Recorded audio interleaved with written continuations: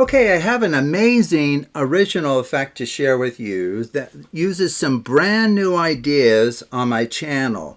So as you can see, I have for clubs, hearts, spades, and diamonds. Okay, and so you can do the same. So let's go ahead and just gather these up. It really doesn't matter how you gather them. You may want to alternate colors, possibly. I mean, that might be a good thing to do, but you actually don't have to.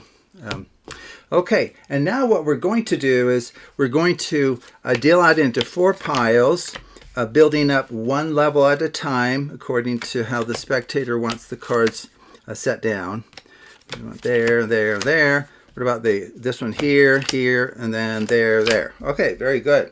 Now, the spectator's free to randomly stack these. So maybe this one, that one, top left, bottom right. Okay, now from here we can perform what's called a Charlier shuffle, and I can add a link in the description below. It's a very powerful way to mix cards, Charlier shuffle. In fact, even at this point, we can have the spectator freely cut the cards at any location like that and complete the cut. Okay? And now what we're going to do is we're going to perform what's called a perfect Gilbreth shuffle. Now, many of you are familiar with a Gilbreth shuffle. This is a, quote, perfect one because it's equivalent to dealing out half the cards and then interlacing those two halves perfectly. Okay. Now, it's not going to look like a Gilbreth shuffle here, but technically it is.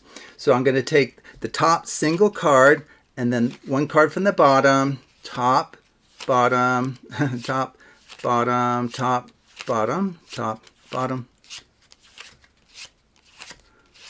And I think that's just one card left, and it goes on top. Now from here, we'll deal out half the cards into one pile, 4, 5, 6, 7, 8, and then we'll have this second pile. Now what we'd like to do is we would like to mix these two piles independently of each other with you deciding how things are done. Okay, so which pile should we begin with first? Top left? Okay, I'll slide this one over here just so we have some room. One great way to mix cards, as you've seen before, is just a left-right shuffle with random stacking decided by you. Left on right. Okay. We can do another one of those if you like. Now, a note to you as the performer, you can perform as many of these left-right shuffles with random stacking as you would like or as the spectator calls for. Another great mixing procedure is to deal out into 4 piles and then either stack the top row on the bottom or vice versa. What would you like? Bottom on top? Okay. Would you like left on right or right on left? Right on left. Okay. We could do as many of those as you like. We can stop at 1 or do 7 of them if you're interested. We can also do something called an up jog. Have you seen an up jog before? I'm jogging forward the even position cards with random stacking, maybe right on left. You can do as many of those as you like. Why don't we call that packet, quite well mixed. And then this one over here that I just realized went off camera view, we can do similar sorts of things. You don't have to. Deal out into 2 piles, random stacking. Man, oh man, I'm having a hard time. I'm not bumping everything on the table here. Maybe you want left on right. Perhaps this time you want several of these done, and that's fine. Okay, maybe left on right again, and then, I'm sorry, and then one more maybe.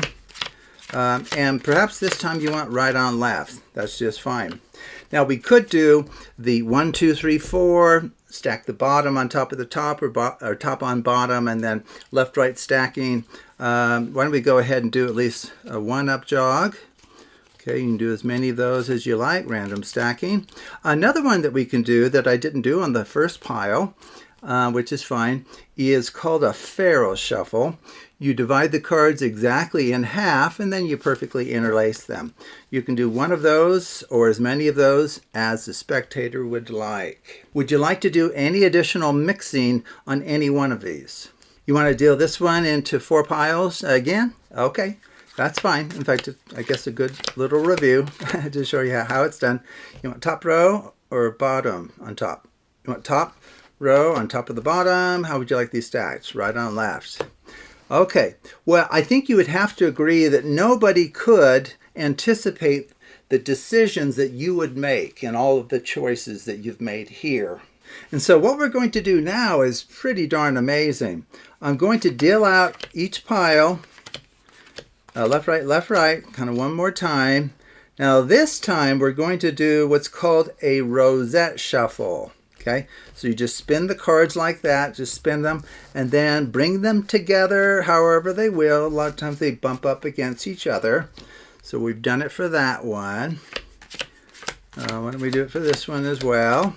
Okay, it's kind of a fun one to do. You just spin them and then just bring them together. Yep, it's bumping. Got it. Okay, very good. And now for each of these, why don't we go ahead and just deal out, I see 1, 2, 3, 4. So we get a pile 4 remaining cards. Okay, very good. And then we'll do a similar thing here. We'll just take the top 4 for one pile. 1, 2, 3, 4. Drop the cards everywhere. Okay, well, you may know that off to the side I have a written prediction. And if you just give it a little bit of thought, it should be quite surprising that I could know anything about any of these packets, really. Okay, so what prediction did I make? Each set of 4 cards will consist of exactly 1 club, heart, spade, and diamond. Whoa, is that true? 1 club, heart, spade, and diamond. Let's check this. Okay, well, we're off to a bad start here. Okay, that's not good. Let me move this off to the side. We're missing a heart there. Okay, these are fine. That's great. Okay, club, heart, spade, diamond. Let's see, what about these? Looking good here as well. Looks like we have a problem over there, though. Darn it.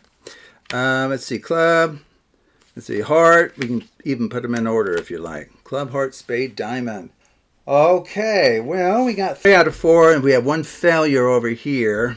Oh, wait. Do you see something? I see something underneath. Oh, look, wait a second. So we'll do what I said we'd do, which we didn't quite do. Oh, wait. Except for what? Except for the Queen of Diamonds. Well, why the Queen of Diamonds? I mean, if that was the Queen of Hearts, we would have nailed it, right? Which needs to turn back into the Queen of what? What the heck? This was originally a Queen of Hearts? Wish I could rewind the video here. And if it were a heart, we nailed all 4 of these. What is going... Okay, here are the remaining cards, just so you know. Here's the remaining cards in the deck. Okay, so we should be able to find the... I mean, the Queen of Diamonds is right here. So we should be able to find the Queen of Hearts. Oh, wait a second. Check this out. We already have a Queen of Diamonds. And there's no Queen of Clubs in any of these cards. That is amazing. I'm so glad I got this on the record. Okay, so how does this work? Well, most people probably can figure out the goofy little finish there with the Queen of Diamonds. Apparently, changing to that because it was originally the Queen of Hearts. Isn't that amazing? Okay, well, if you rewind the video, you'll pick up on a clue to that little funny step.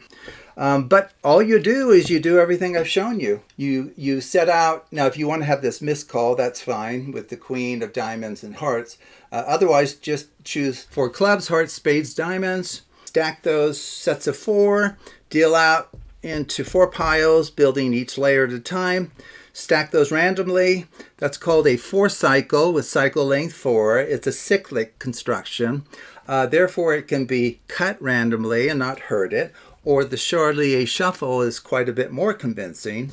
Now, one new idea is this top, bottom, top, bottom. I actually call it the Bessie 1-1 shuffle. Well, it ends up being a true, perfect Gilbreth shuffle.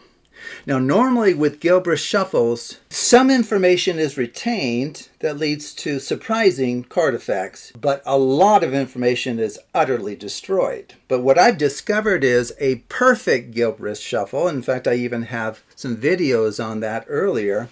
It retains so much more information if you perform a perfect Gilbreth shuffle, which is what I did with that top, bottom. And in particular, what it does, let me just give you an overview here. So once we've done the top, bottom, the top 8 cards, 2, 4, 6, 8, let's say these are 8 cards here, hopefully.